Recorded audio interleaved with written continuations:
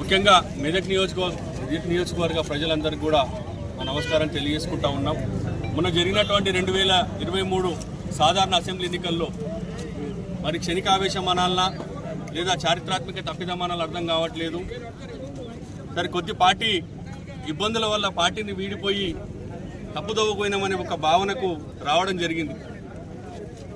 మార్పు పేరు మీద మరో దోపిడీ మెదక్లో ప్రారంభమైంది. గత 19 నెలలుగా మేము అనేక రకాలుగా, నేను కానీ నరేంద్రన్న కానీ, సరే పదవుల విషయం దేవుడెరుగు, కనీసం ఆత్మగౌరవం మర్యాద కూడా లేనటువంటి పరిస్థితిని చూసినటువంటి పరిస్థితులు ఉన్నాం. మేము అక్కడ గెలిచిన 2 నెలల నుండి గెలుపు కొరకు పనిచేసేటువంటి ఏ వ్యక్తిని కూడా ఆదరించకపోగా కనీస మర్యాద గౌరవాలు లేకున్నట్టు చూసినటువంటి పరిస్థితిని మేము అనేక రకాల ఇబ్బందులు ఎదుర్కోవడం జరిగింది.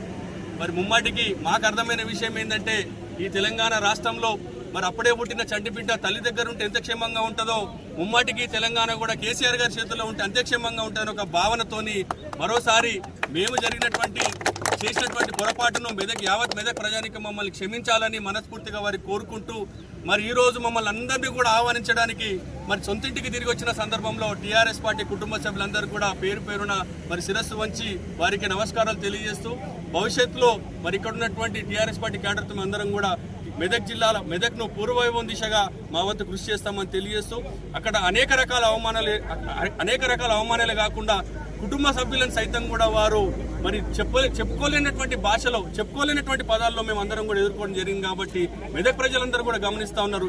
ఏది కోల్పోయారో మరి ఏదైతే కరెక్ట్ అనేది కూడా మెదక్ ప్రజలకు కూడా ఇప్పటికీ అర్థమైంది. కాబట్టి మెదక్ ప్రజానికి అందరికీ కూడా మేము శిరస్సు వంచి నమస్కారాలు తెలియజేస్తూ, మరి ఆనాడు మా వెంట ఉన్నటువంటి మెదక్ ప్రజానికానికి కూడా భవిష్యత్తులో కూడా మాతో పాటు వారి ఆశీర్వాదాలు ఉంటాయని చెప్పేసి ముమ్మాటికి మాతో పాటు కలిసి నడుస్తారని చెప్పి ఆశిస్తూ, మరి కాంగ్రెస్ పార్టీని వీడి ఈ రోజు టీఆర్ఎస్ పార్టీ చేరుతున్న సందర్భంలో హరీష్ అన్న నాయకత్వంలో, పద్మక్క నాయకత్వంలో, మరి కేసీఆర్ గారి నాయకత్వంలో అందరం కూడా పనిచేయడం సిద్ధమైనామని ఈ సందర్భంగా తెలియజేస్తా ఉన్నాం.